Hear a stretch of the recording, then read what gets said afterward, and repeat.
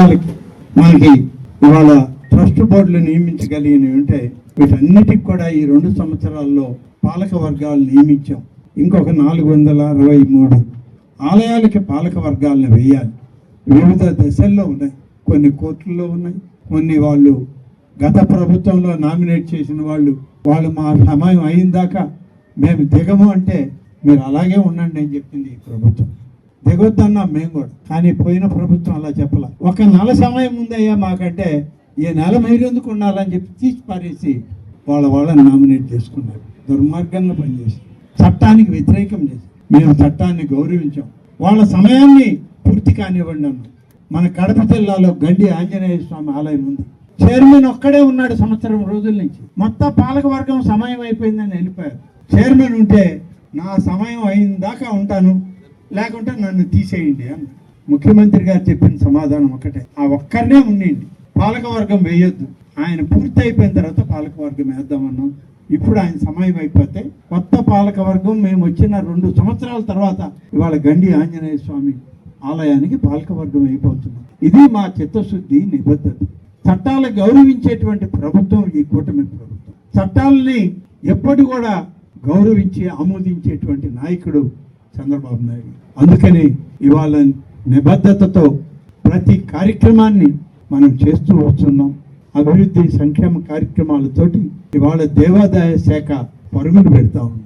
అనేక ఆలయాలు, గతంలో ఈ ఆలయాల్లో కనీసం గంట కొట్టిన పాపాను బాలేదు ఎవరు.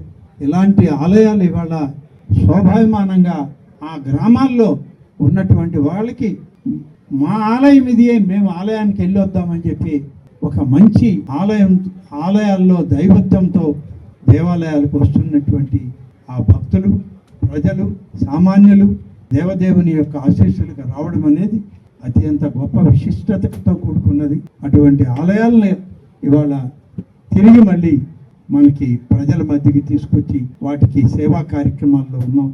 అందరూ సేవకులమే, భగవంతుని సేవకులం.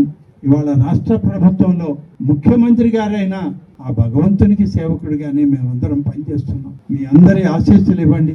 ఈ యొక్క సిద్ధేశ్వర వేణుగోపాల స్వామి కామాక్షి సమేత ఆలయాలని పూర్వ వైభవానికి రాబోయేటువంటి 2 సంవత్సరాల కాలంలో పనులు పూర్తి చేసి మళ్ళీ మీ శాసనసభ్యుని చేతనే ప్రారంభింపజేస్తామని చెప్పి నేను మీ అందరికి కూడా మనవి చేస్తాను. నిధులు, డబ్బు ఎక్కడ ఉంది, ఎలా ఉంది, అది మీ బాధ కాదు, అది మా బాధ. మా ఆలోచన మేము చేస్తాం. మేము ఆ నిధుల్ని తెచ్చుకుంటాం.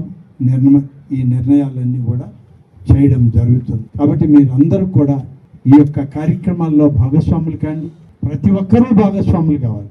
దైవ సేవకి ఇదేదో ఒక్కరికి సంబంధించింది కాదు, అందరికీ సంబంధించింది, మనందరికీ సంబంధించింది అని చెప్పి మీ అందరికీ తెలియజేస్తూ, మరి హిందూ సంప్రదాయాలకి, వైదిక ధర్మాలకి, సనాతన ఆచారాలకి కట్టుబడి ఆంధ్రప్రదేశ్ అందరికీ అందుబాటులో క్యాన్సర్ వైద్యం ఇప్పుడు నారాయణ హాస్పిటల్లో. డిపార్ట్మెంట్ ఆఫ్ ఆంకాలజీ, మా ఆంకాలజీ నిపుణుల వైద్య బృందం doctor N Srividya, senior consultant medical oncologist doctor B Manobhiram, senior consultant surgical oncologist doctor B Gurusai Ratnapriya, senior consultant radiation oncologist. మహిళలకు క్యాన్సర్ స్క్రీనింగ్ పరీక్షలు కేవలం 1499 రూపాయలు మాత్రమే. Cancer specialist and dentist consultation. పురుషులకు క్యాన్సర్ స్క్రీనింగ్ పరీక్షలు కేవలం 999 రూపాయలు మాత్రమే. Cancer specialist and dentist consultation సంప్రదించండి. Narayana hospital, super speciality block, first floor, B3, Chintareddypalem, Nellore.